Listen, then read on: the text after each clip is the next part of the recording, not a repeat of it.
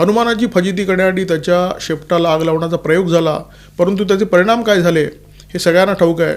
त्यामुळे ज्यांना आपली लंका शाबूत ठेवायची आहे त्यांनी हनुमानाच्या शेपटाच्या वाट्याला जाऊ नये. परंतु काही लोकांना लंका जळल्याशिवाय हे लक्षातच येत नाही.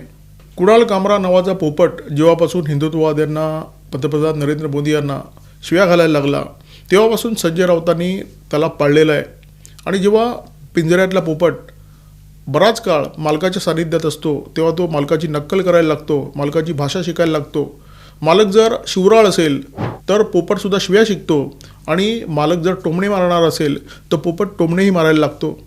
एका स्टँडअप कॉमेडी शोमध्ये कुणाल कामरा याला जी टुकार भिकार कविता सुचली त्या कवितेचे शब्द कुणाल कामराच्या राजकीय मालकांचे आहेत.